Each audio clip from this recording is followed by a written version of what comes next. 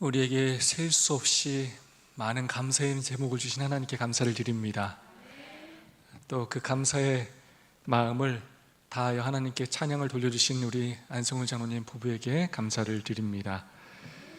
계속된 폭염으로 아주 전국이 뜨거운 한 주였습니다. 여러분 힘드셨죠? 네, 밤에 1시간에 한 번씩은 깨는 것 같아요. 그럼에도 불구하고 오늘 살아서 이렇게 여러분을 만나게 하신 하나님께 감사를 드립니다. 찜통도의 가운데 우리를 안전하게 지켜주시고 거룩한 안식일의 시간 가운데로 초청해 주신 하나님께 진심으로 감사를 드립니다. 이번 주에는 정말로 많은 가족들이 휴가를 떠났습니다. 차라리 이렇게 한 주에 한꺼번에 다 가는 게 좋은 것 같습니다. 안전한 가운데 좋은 시간 보내시고 무사히 돌아오시기를 기도하겠습니다.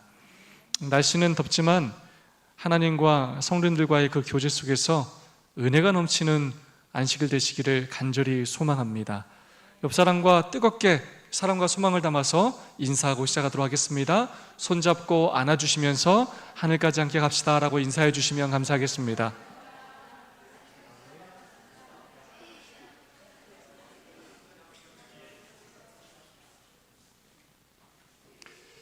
문제로 한번 시작해 볼까요? 여러분 2023년 기준으로 세계 최고의 부자는 누구인지 아십니까? 세계 최고의 부자가 누굴까요? 누굴까요? 앨런 머스크요? 네, 2023년 기준 최고 부자는 누구냐면 프랑스의 기업인인 베르나르 아르노라는 사람입니다. 명품 회사인 루이비통, 모ët 헤네시의 CEO입니다. 이 루이비통을 비롯해서 몽블랑, 미우미우, 디올, 샤넬, 구찌 아주 유명한 럭셔리 브랜드를 다 소유하고 있는 사람입니다. 그의 자산이 대략 2260억 달러라고 합니다. 이게 우리 돈으로 하면 얼마냐면요 300조 원 정도가 됩니다. 여러분 300억이 아니고 300조입니다. 이 돈이 이게 얼마나 많은지 감이 안 오죠?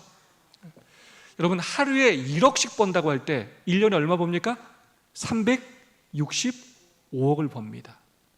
그럼 이게 몇 년을 벌어야 되냐면 10,000년 정도를 벌어야 합니다. 여러분 아니 어떻게 이렇게 많은 돈을 벌 수 있을까요?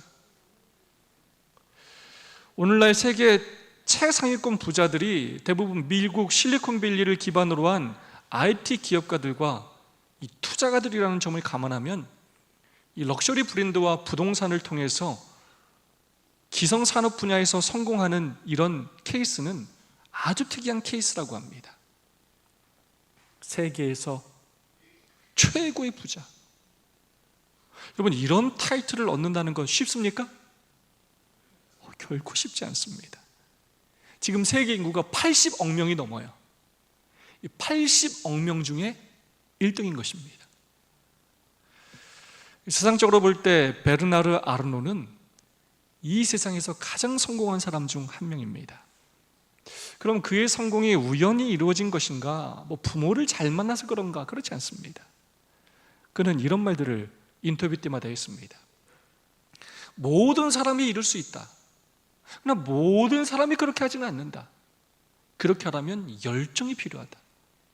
성공은 언제나 노력과 열정의 결합에서 오는 것이다. 성공은 단지 우연이 아니며 그것은 지속적인 노력과 열정의 결과이다. 그가 최고의 부자가 된 것이 부모 덕도 아니고 우연도 아니고 시대를 잘 만나서도 아니고 그가 나름대로 성공하기 위해서 정말 열정적으로 노력했고 지금도 노력하고 있음을 보여주는 대목입니다. 여러분 저렇게 돈이 많으면 어떤 느낌이 들까요? 내가 세계에서 1등이라는 그런 인정을 받으면 도대체 속에서 어떤 마음이 들까요? 이 반에서 반장에 뽑히기만 해도 어깨가 으슥한데 전교 1등이라도 공부를 한번 잘해서 상을 받으면 아주 어깨가 으슥한데 남들보다 조금만 좋은 집에 살고 조금만 좋은 차 타도 그냥 목에 힘이 들어가는데, 세계 1등 부자라면, 다 내 밑이라면 어떤 마음과 어떤 생각이 들까요? 우리가 뭐 세계 1등의 경험이 없어서 잘 모르겠지만, 이건 안 그러려고 해도 저절로 좀 어깨에 좀 힘이 들어가지 않겠습니까? 오늘 살펴볼 바벨론 왕인 느부갓네살 왕도 그랬을 것 같습니다. 이번 주 선지자왕 묵상 챕터인 제42장 참된 위대함 첫 구절은 느부갓네살에 대하여 이렇게 묘사하고 있습니다. 세상 열광의 절정에 오르고 영감의 그래서까지 열악의 왕으로 인정을 받았던 느부갓네살. 엘렌 지 화이트 선지자는 뭐라고 표현하냐면, 세상 영광의 절정에 오르고, 이 표현처럼 느부갓네살 왕은 정말로 세상 영광의 절정에 오른 사람이었습니다. 당시의 세계 최강대국 바벨론을 만든 장본인이었습니다. 세상에서 누릴 수 있는 모든 영광의 끝을 맛본 사람이에요. 저희가 도저히 상상할 수 없는 그런 영광을 맛본 사람이에요. 그가 정복한 나라의 백성들과 왕들이 모두 그의 발 앞에 엎드려 그의 말 한마디에 생사가 갈렸어요. 에스겔 선지자와 다니엘 선지자 모두 느부갓네살 왕을 뭐라고 표현했냐면 열왕의 왕이다 라고 표현했습니다. 왕들 중에 최고라는 뜻이, 참으로 대단한 사람이었다는 것입니다. 선지자 왕은 이번 챕터에서 성공이라는 단어를 3번 사용하고 있습니다. 그런데 이 3번 다 누구에게 사용했느냐? 느부갓네살 왕에게 사용하였습니다. 그처럼 야심 많고 교만하고 성공한 군주가 참된 위대함으로 인도하는 겸손의 길에서 돌아서고 싶은 유혹을 받게 된 것은 그리 놀라운 일이 아니다. 선지자는 느부갓네살 왕을 성공한 군주라고 표현하고 있습니다. 다음 말씀입니다. 건설자로서의 그의 열성과 바벨론을 세계의 경이 중에 하나로 만든 그의 주목할 만한 성공은 그의 허영심을 채워서 마침내 그는 하나님께서 당신의 목적을 성취시키는데 사용하실 수 있는 현명한 통치자로서의 그의 기록을 훼손할 중대한 위기에 처하게 되었다. 건설자로서 주목할 만한 성공을 한 느부갓네살을 말하고 있습니다. 느부갓네살은 수도 바벨론의 문, 마르뚝 지구라트, 바벨론의 공중정원 등 대단한 건축물들을 세웠습니다. 바벨론이라는 도시 자체를 어마어마한 규모와 정말로 대단한 건축물들로 지었을 뿐만 아니라 또 아주 위대한 건축물들을 많이 세웠다는 것입니다. 특별히 이 공중정원은 세계 7대 불가사의 중 하나로 꼽힐 정도로 대단한 건축물이었습니다. 이 위대한 건축을 누가 했다고요? 모두 느부갓네살이 한 것입니다. 성공이 기록된 3번째 말씀입니다. 그가 그 경고를 받았었던 때로부터 1년 후에 느부갓네살은 그의 궁전을 거닐면서 교만한 마음으로 통치자로서의 그의 권세와 건설자로서의 그의 성공을 생각하면서 이 큰 바벨론은 내가 능력과 권세로 건설하여 나의 도성을 삼고 이것으로 내 위엄의 영광을 나타낸 것이 아니냐고 부르짖었다. 성공한 군주라고 표현하면서 크게 2가지 영역에서 성공한 군주라고 선지자는 말하는데, 첫 번째는 정복자로서 성공한 느부갓네살, 두 번째는 건축자로서 성공한 느부갓네살을 말하고 있습니다. 선지자왕 515페이지의 말씀입니다. 여러 해 동안 끈기 있고 고된 노력 끝에 두로를 정복하였고 애굽도 그의 승승장구하는 군대에게 패하였다. 그가 이 나라 저 나라를 바빌론에 병합시킴으로써 그 시대의 최고의 통치자로서 그의 명성은 더욱더 빛났다. 그는 정복 군주로서 크게 성공하였습니다. 여러 해 동안 끈기 있는 노력을 통해서 대단한 전략, 열심을 통하여 두로와 애굽 그리고 그 외의 나라들을 정복하여 병합시킴으로 그 시대 최고의 정복자, 통치자로 모두에게 인정을 받았다는 것입니다. 그의 성공이 우연이 아니었다는 것입니다. 오랜 시간 끈기 있게 그도 노력했다는 것입니다. 여러분, 느부갓네살 왕을 왕 중의 왕이라고 불러도 될 만합니까? 네, 여러분, 그저 그런 왕이 아니었어요. 왕 중에 최고의 업적과 성공을 이룬 왕이었습니다. 여러분, 그러니까 얼마나 자연스럽게 느부갓네살의 마음에 교만한 마음이 자리 잡을 수 있었겠습니까? 다니엘서 4장 30절의 말씀입니다. 이 큰 바벨론은 내가 능력과 건설로 건설하여 나의 도성을 삼고 이것으로 내 위엄의 영광을 나타내는 것이 아니냐. 정말 그 건축물들을 볼 때마다 여러분 그런 생각이 들지 않았겠습니까?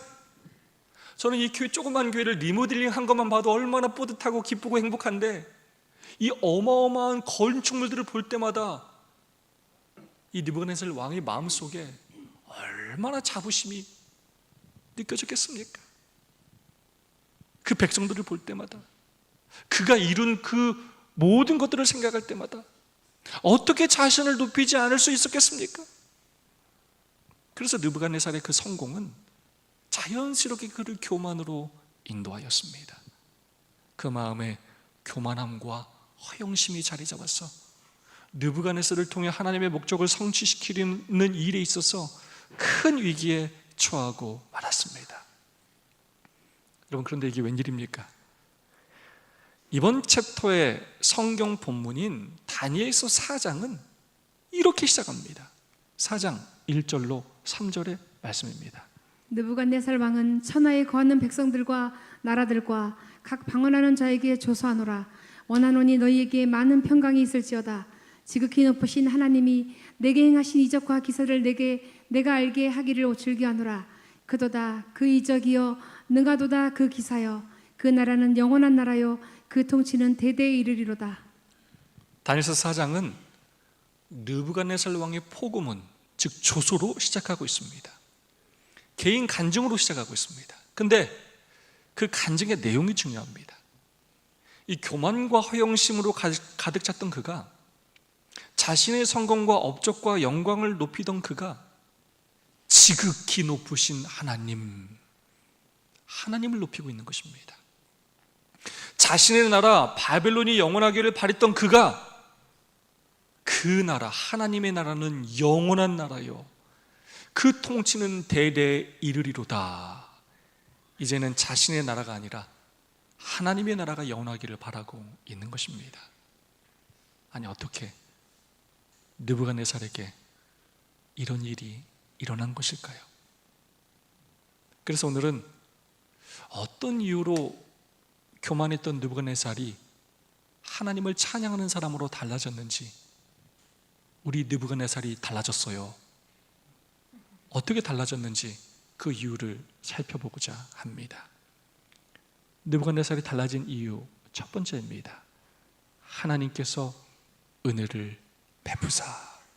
선지자왕 515페이지의 말씀입니다. 하나님께서는 은혜를 베푸사 왕에게 그의 위엄과 그를 멸하기 위하여 놓인 함정에 대하여 경고하시려고 다른 꿈을 주셨다.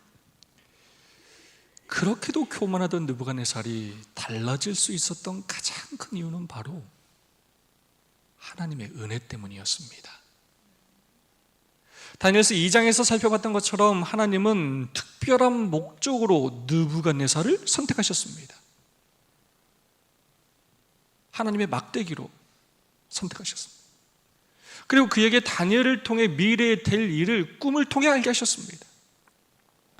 그는 그 일을 통해 큰 은혜와 감동을 받았고, 하나님이 참 하나님이시며 세상 역사를 주관하시는 분임을 알게 되었고 인정하였습니다.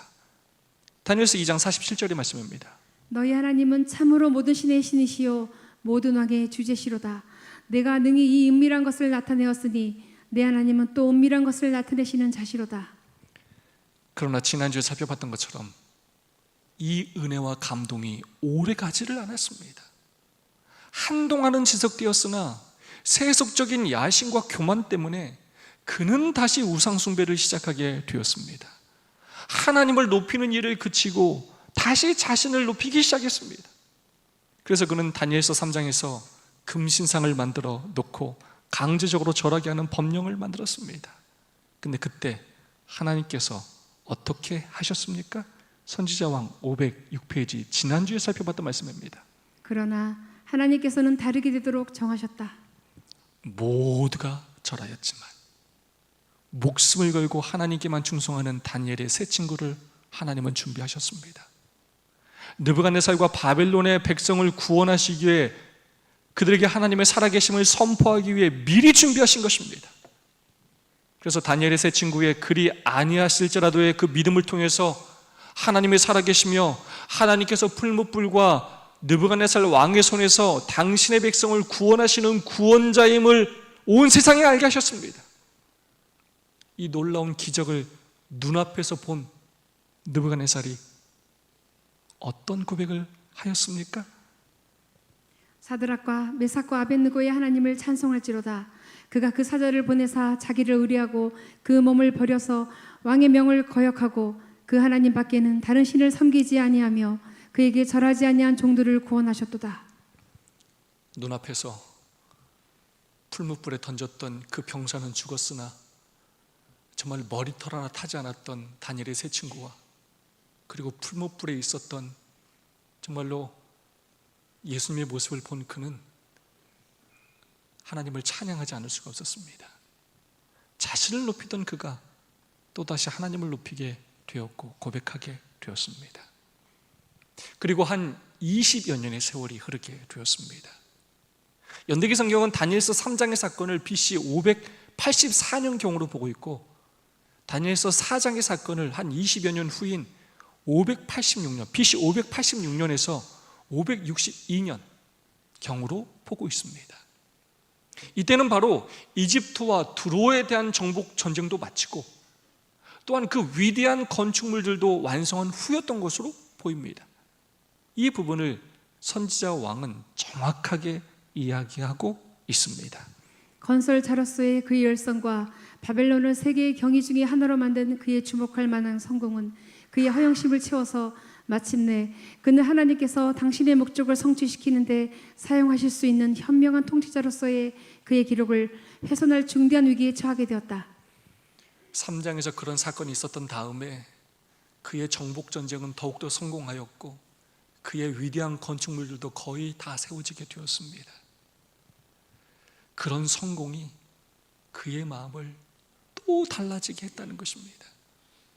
하나님을 높이는 마음 대신 교만한 마음이 그의 마음에 또 다시 자리 잡았다는 것입니다. 여러분, 이런 느부갓네살의 모습에 여러분 어떤 마음이 드십니까? 저는 이런 마음이 들더라고요. 야, 정말 사람 안 바뀌네. 매번 어떻게 이렇게 똑같이 반복하냐. 너라는 사람 정말로 정말 지겹다, 지겨워. 뻔하다, 뻔해. 그냥 내가 두 손 두 발 다 들었다. 결심했다, 돌아서고. 뭐 그런 척했다, 또 안 그러고. 은혜 받았다, 돌아서고. 은혜 받았다, 돌아서고. 한때는 하나님을 찬양했다, 돌아서면 또 자기를 높이고. 뭐 열심히 했다고 하겠다고 했다가 금방 또 풀이 죽어버리고. 참 매번 똑같이 반복하는 이런 모습을 보면 여러분 정말 지겹지 않습니까? 정말 실망스럽지 않습니까?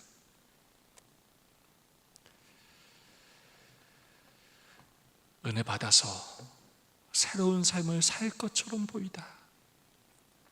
시간이 지나면 또 과거로 되돌아가고 참 변화되기 어려운 사람인 것처럼 보이는 것이 사실입니다. 그런데 여러분 한편으로 생각하면 이 느부갓네살의 배경을 보면 또 충분히 이해가 갑니다. 뱃속에서부터 우상숭배를 해왔고 바벨론 나라 전체가 우상숭배의 국가였습니다. 그의 배경과 그의 환경이 계속적으로 좋은 감화를 받기에 그렇게 좋지 않았습니다. 그리고 느부갓네살과 우리는 비교할 수가 없어요. 그가 이룬 업적이 너무나 대단했고 그의 삶 삶의 목적 또한 그러했습니다. 쉽게 무너질 수 있는 그런 사람이었습니다. 하나님의 구원에서 쉽게 멀어질 수 있는 그런 사람이었습니다. 그래서 저는 다른 말씀보다 이 말씀이 저에게 너무나 감동으로 다가옵니다. 하나님께서는 은혜를 베푸사 왕에게 그의 위엄과 그를 멸하기 위하여 놓인 함정에 대하여 경고하시려고 다른 꿈을 주셨다. 그래서 하나님께서 그의 그런 모습을 보시고 은혜를 베풀어 주셨습니다. 교만이라는 함정에 빠지지 않도록 새로운 꿈을 주심으로 경고해 주셨습니다. 여러분, 계속 반복적으로 하나님에게서 멀어져 가고 있는 그 느부갓네살에게 누가 다가가셨습니까? 하나님이 다가가셨습니다. 느부갓네살이 먼저 다가간 것이 아닙니다. 그리고 하나님께서 은혜를 베풀어 주셨습니다. 그의 마음이 다시 변화될 수 있는 새로운 기회를 늘 하나님께서 먼저 베풀어 주셨습니다. 우리 하나님은 연약한 죄인들에게 늘 먼저 다가가시고 은혜를 베풀어 주시는 하나님이십니다. 선지자왕 519페이지 말씀입니다. 한동안 선지자의 경고와 권고가 느부갓네살에게 깊은 감동을 주었으나 하나님의 은혜로 변화되지 않는 그의 마음은 머지않아 성령의 가마를 잃어버렸다. 그자의 그 꿈을 통하여 경고와 권고가 느부갓네살에게 깊은 감동을 주었으나 또 전과 똑같이 그 감동이 오래가지 않았습니다. 다니엘이 생명을 무릅쓰고 그 꿈을 올바로 해석하고 마음을 돌이키라고 왕에게 호소했건만 그 감동이 오래가지 않았습니다. 마음을 완고하게 한 느부갓네살은 그의 천부와 재능을 자신을 영화롭게 하는 데 사용하였고 그에게 생명과 능력을 주신 하나님보다 자신을 더 높였다. 마음이 굳어져서 자신 잃은 성공 때문에 하나님보다 자신을 더 높이게 되었습니다. 여러 달 동안 하나님의 형벌은 지체되었다. 그러나 이 관용으로 회개하는 대신에 왕은 교만에 빠져서 마침내 그 꿈의 해석을 불신하고 전에 그가 두려워하였던 것을 우습게 여겼다. 하나님은 그런 느부갓네살을 불쌍히 여기시어 은혜를 베푸시어 돌아오도록 형벌을 지체하셨습니다. 그런데 오히려 느부갓네살은 교만에 빠져서 하나님의 권고를 우습게 여기게 되었습니다. 그때 하나님께서 어떻게 하셨습니까? 그 꿈의 내용처럼 정말 느부갓네살을 7년 동안 미친 사람으로 살게 하셨습니다. 동물과 같은 삶을 살도록 허락하셨습니다. 7년 동안 온 세상 앞에 천하게 되게 하셨습니다. 그리고 7년이라는 시간이 다 되었을 때 하나님께서 그를 회복시켜 주셨습니다. 그 경험을 통하여 느부갓네살은 완전히 새로운 사람으로 변하게 되었습니다. 한때 교만하던 군주는 겸손한 하나님의 자녀가 되었고 압제적이요 거만하던 통치자가 현명하고 자비심이 많은 왕이 되었다. 아멘. 여러분, 어떻게 느부갓네살이 이렇게 변화될 수 있었다고요? 느부갓네살이 잘나서요? 그가 나라를 많이 정복하고 대단한 건축물들을 건설했기 때문에요? 그의 인생이 성공해서요? 그가 열심히 노력했기 때문에요?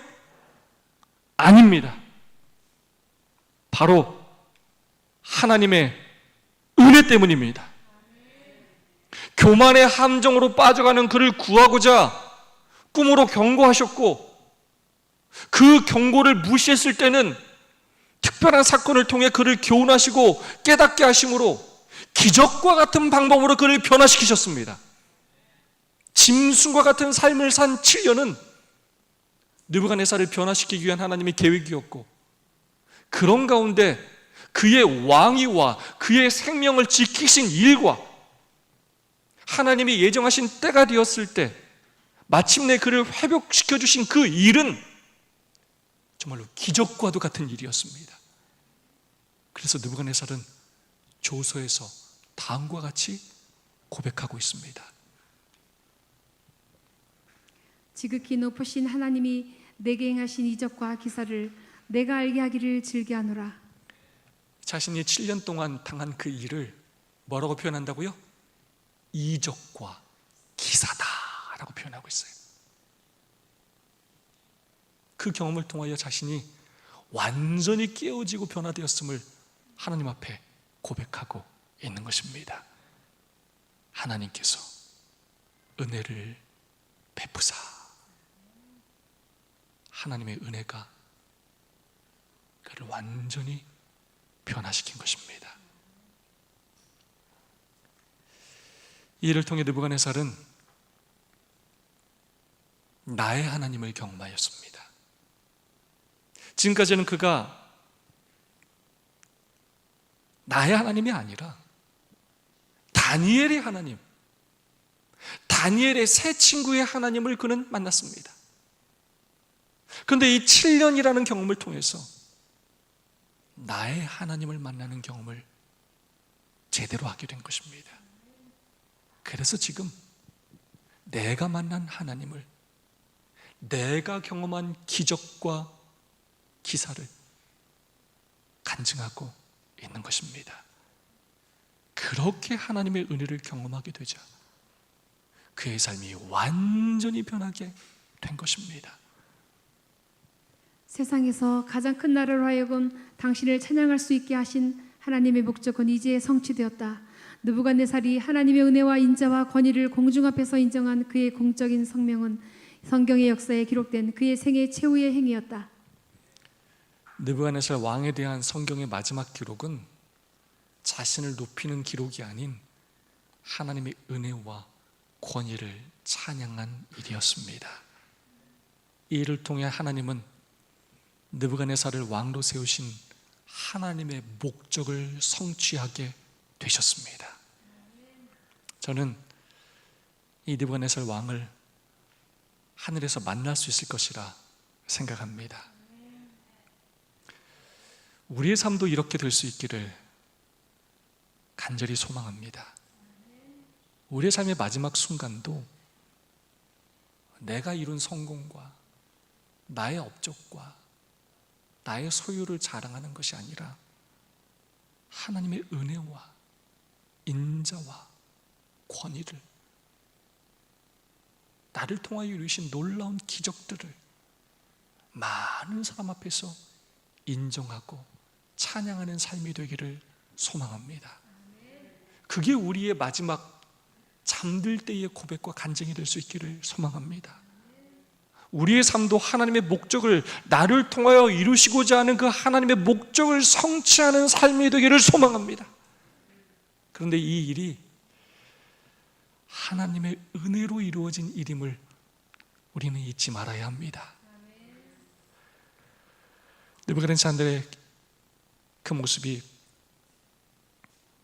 오늘 저와 여러분의 모습이라는 것을 제가 가슴 깊이 깨닫게 되었습니다. 참 우리도 잘 변하지 않아요. 제가 가끔 그런 생각을 합니다. 저도 이제 목회를 20년 했는데 내가 뭐가 변했나? 내가 정말로 변했나? 나의 신앙이 깊어지고 넓어지고 높아지고 내 품성이 정말로 변화되었나? 내가 그냥 목회 기술이 늘어나고 있지는 않은가? 정말로 많은 고민을 하게 됩니다.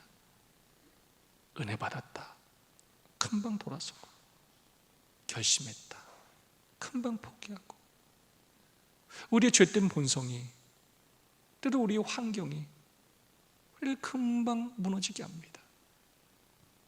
금방 눈을 하나님에게서 내 자신에게로 돌리게 해 나를 교만하게 하고, 금방 주변 환경을 바라보게 함으로 넘어지게 합니다. 오랜 시간 신앙생활을 했지만 정말 지겹도록 변하지 않는 우리의 모습을 보게 됩니다. 그런 우리가 오늘 이 자리에 있을 수 있는 이유가 무엇인지 아십니까? 바로 하나님의 은혜 때문입니다. 하나님께서 은혜를 베푸사, 하나님께서 우리에게 은혜를 베푸시어 새로운 기회를 주셨기 때문입니다. 하나님께서 우리를 포기하지 않으셨기 때문입니다.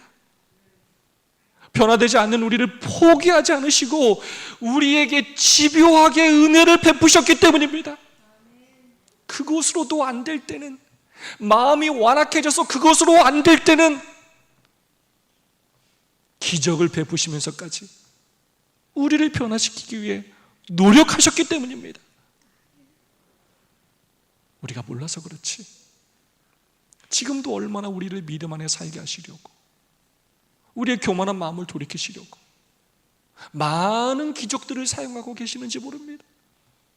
우리에게 모든 놀라운 일들을 저 하늘에 가서야 마침내 알게 될 것입니다. 우리 마음을 돌이키시려고 얼마나 우리를 기이한 섭리로 인도하시는지 모릅니다. 그 하나님의 은혜를 꼭 개인적으로 체험할 수 있기를 소망합니다.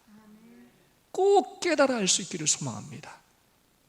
그래서 다니엘의 하나님, 다니엘의 세 친구의 하나님, 느부갓네살의 하나님이 아니라 여러분의 하나님을 꼭 만나시기를 간절히 소망합니다. 그래서 우리의 삶 또한 진정으로 변화될 수 있기를 소망합니다.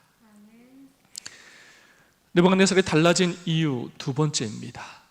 하늘을 우러러 보았더니, 다니엘서 4장 34절의 말씀입니다. 나 느부갓네살이 하늘을 우러러 보았더니 내 총명이 다시 내게로 돌아온지라. 하나님의 선고 이후에 느부갓네살 왕은 정말 짐승과 같은 삶을 살게 되었습니다.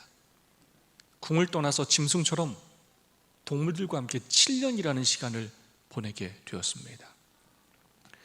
실제로 정신의학적으로 리켄트로피라는 병이 있습니다. 자기를 짐승으로 착각하는 정신착란증의 일종입니다. 갑자기 이러한 병증이 왔다가 또 갑자기 낫는 경우들이 의학사전에 기록되어 있습니다. 이 병에 걸리면 자기 외모에는 전혀 관심이 없어진다고 합니다. 손톱, 발톱, 머리카락이 길어도 아무 상관도 하지 않으며 짐승처럼 소리를 내고 기어다니면서 짐승과 같은 음식들을, 짐승이 먹는 그런 음식들을 좋아하고 같이 먹게 된다는 것입니다. 느부갓네살 왕이 하나님의 선고로 이와 비슷한 병에 걸린 것이 아닌가 생각합니다. 그런데 그런 느부갓네살 왕이 언제 다시 사람으로 돌아왔다고요? 바로 하늘을 우러러 보았을 때입니다. 하늘을 바라보았을 때, 하늘에 계신 하나님을 바라보았을 때, 내가 이 나라의 주인이 아니고, 내가 내 인생의 주인이 아니고, 내 성공의 주인이 내가 아니라 하나님이 모든 나라의 주인이시고, 하나님이 내 인생의 주인이시고, 하나님이 내 성공의 주인인 것을 인정했을 때, 그렇게 내가 아닌 하늘을 바라보았을 때 느부갓네살은 다시 사람으로 돌아오게 되었습니다. 새로운 삶을 살게 되었습니다. 헬라어로 인간이라는 말은 안트로포스라는 말로 위를 바라보는 존재라는 의미입니다. 하늘을 바라보는 존재라는 뜻입니다. 사람은 피조물 중에 유일하게 위를 바라볼 수 있는 존재입니다. 이번 주 목요일에 서현역에서 칼부림 사건이 있었습니다. 2주 전에는 신림역에서 또 그런 일이 있었습니다. 그리고 이런 비슷한 이런 범죄들이 얼마나 많이 지금 일어나고 있는지 모릅니다. 세상이 점점 더 무서워지고 있습니다. 끔찍한 범죄들이 많아지고 있습니다. 여러분, 왜 이런 일들이 발생하는 것일까요? 많은 이유가 있겠지만 저는 가장 근본적으로 사람들이 하늘을 바라보지 않기 때문이라고 생각합니다. 하나님을 바라보지 않기 때문입니다. 그러니 인생의 참된 목표도 모르고 참된 삶의 기쁨과 행복도 모른 채 살아가기 때문입니다. 그러니 아무런 희망도 없고 불안하고 답답하고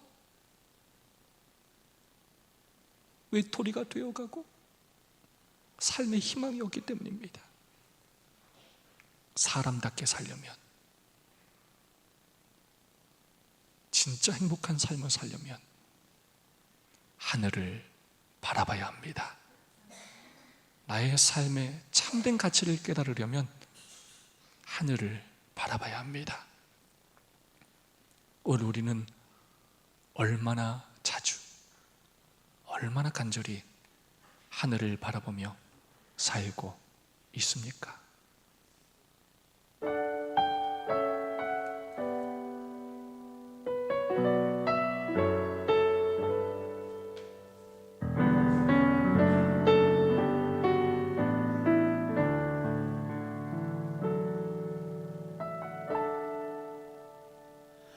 하늘을 볼 겨를도 없이 정신없이 세상을 살다가 마음의 먹먹함이 내 삶을 짓누를 때 그제서야 주님을 찾습니다. 행복을 느낄 겨를도 없이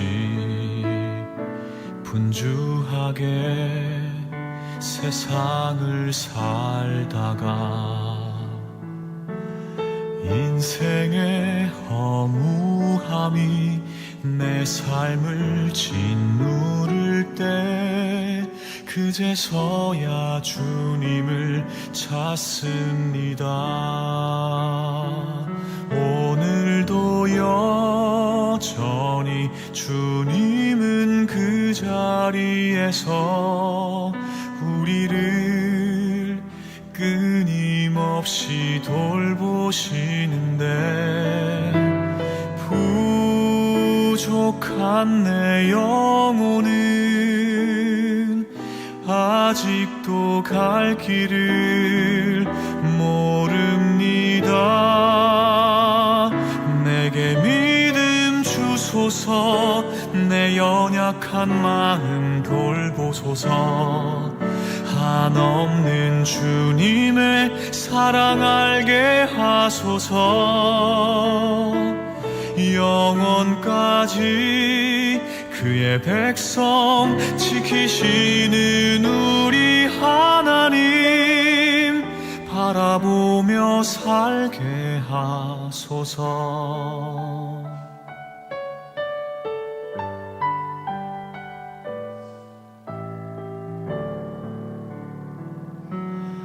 하늘을 볼 겨를도 없이 정신없이 세상을 살다가 마음의 먹먹함이 내 삶을 짓누를 때 그제서야 주님을 찾습니다. 행복을 느낄 겨를도 없이 분주하게 세상을 살다가 인생의 허무함이 내 삶을 짓누를 때 그제서야 주님을 찾습니다. 언제나 사랑해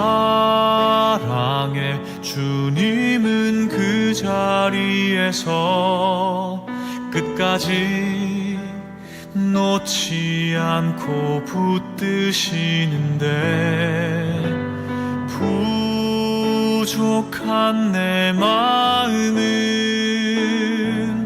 아직 돌아올 줄 모릅니다.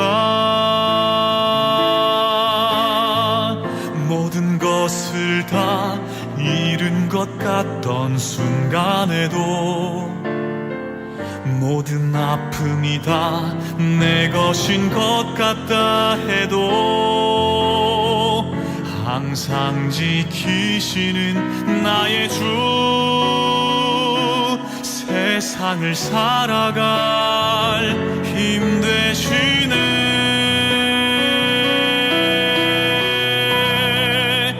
내게 믿음 주소서, 내 연약한 마음 돌보소서. 한없는 주님의 사랑 알게 하소서.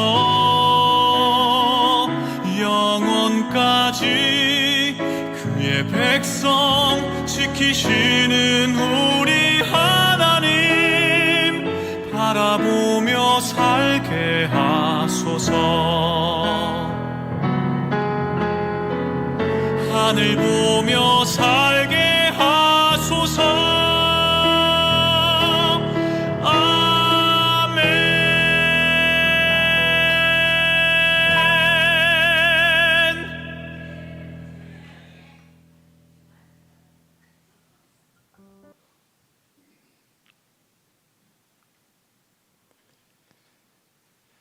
하늘을 볼 겨를도 없이 정신없이 세상을 살다가 행복을 느낄 겨를도 없이 분주하게 세상을 살다가 오늘 우리도 그렇게 살고 있지 않습니까? 눈을 들어 하늘을 바라봐야 합니다. 인생의 어떤 성공도, 우리가 이루는 어떤 대단한 업적도, 우리가 가진 대단한 소유도 우리를 구원할 수가 없습니다. 우리 인생의 그 허무함과 공허함을 달랠 수가 없습니다. 우리 인생의 죄 문제를 해결할 수가 없습니다. 하나님을 믿는다고 하지만 우리도 하늘을 바라보지 않으면 아무리 열심히 살아도 짐승과 같은 삶을 살 수밖에 없습니다. 우리는 하나님 없으면 아무것도 아닌 존재임을 기억해야 합니다. 하늘을 바라볼 때 사람답게, 그리스도인답게 살 수 있습니다.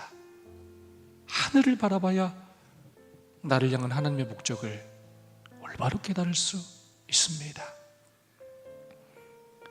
아무리 바쁘고 힘들어도, 아무리 내 삶의 문제가 크고, 아무리 내 인생의 장애물이 많아 보여도 이 세상이 아닌, 내가 아닌 하늘에 계신 하나님을 먼저 바라보며 살아야 합니다. 하나님을 세상 역사의 주관자와 나의 인생의 주인으로 높이며 살아야 합니다. 영원까지 그의 백성 지키시는 우리 하나님 바라보며 살게 하소서. 하늘 보며 살게 하소서. 이 고백과 간증이 저 여러분의 진실한 고백과 간증이 되기를 진심으로 간절히 바라면서 오늘 말씀을 마치겠습니다. 두 분씩 짝을 지으시고 5분 동안 받은 은혜와 결심을 나누는 시간을 갖도록 하겠습니다. 혼자 계시는 분 없이 두 분씩 짝을 지으시고 모두가 참여해 주시기를 부탁드리겠습니다. 두 분씩 짝을 지으시고 받은 은혜와 결심을 나눠주시기를 부탁드리겠습니다.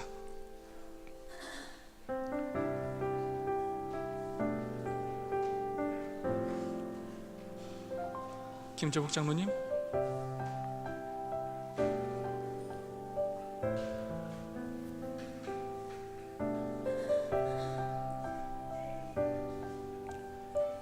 정적 집사님, 우리 안성호 장로님 같이 하시면 좋겠습니다.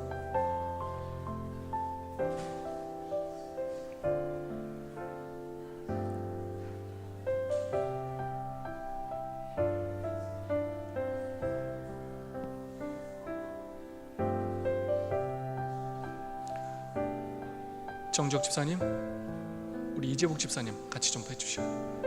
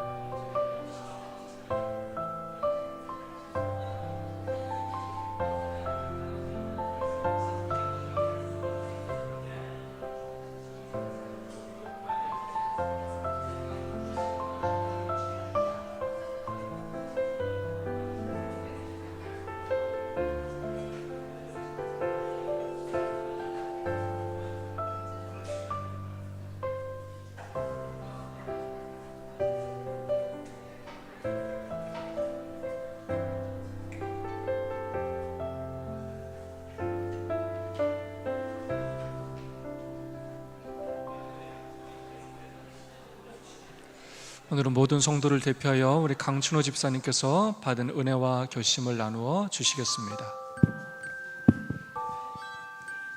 네, 제가 오늘 목사님 설교에서 받은 은혜는 저에게도 엄청난 또 느부갓네살 같은 이런 변화를 또 줄 거라고 또 하나님께 믿음치 않습니다. 느부갓네살 왕이 바벨론에서 엄청난 이런 광대한 이런 제국을 거느리고 살았을 때 그 과정이가 정말 경장했다고 저는 봅니다. 왜냐하면 한 나라의 그렇게 거대한 바벨론의 제국에서의 주권자라는 걸 또 그걸 통치자라는 걸 가지고 있을 때 그 사람에게는 엄청난 큰 자본감이 있었을 거라고 생각합니다. 저도 보면은 어떻게 보면은 지금 저희 생애를 보면은 느부갓네살 왕보다 더 나은 생활을 살고 있다고 저는 봅니다. 왜냐하면은 그때 바벨론이 나라하고 지금 한국이나 중국이나 보면 엉뚱해요. 집도 보면은 건물도 보면은 거의 100층까지 거기도 내가 올라가고 싶으면 올라가고 내려오고 싶으면 내려오고 마음대로 하는 거죠. 그래서 우리가 이렇게 자연에서도 보면은 엄청 높은 산도 내가 오르고 싶으면 오르고 내리고 싶으면 내리고 비행기도 하늘에서 날고 싶으면 날고 안 날고 싶으면 안 날고 이런 걸 볼 때 우리가 정말 우리에게도 엄청난 이런 걸 우리가 가지고 있구나.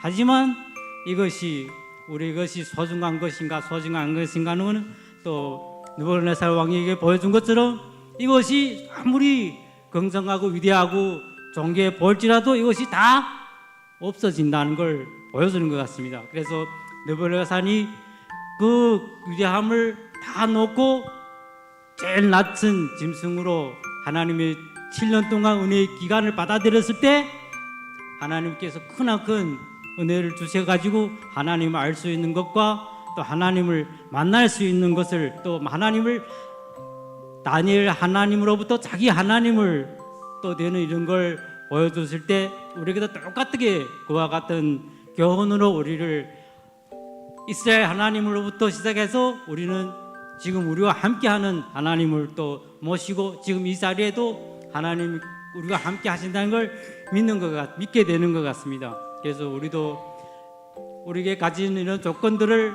다 놓고 하늘을 바라보고 또 하나님 나라를 바라볼 때 그것이 진정으로 우리에게 또 이루어진다는 것을 또 알게 되는 것 같습니다.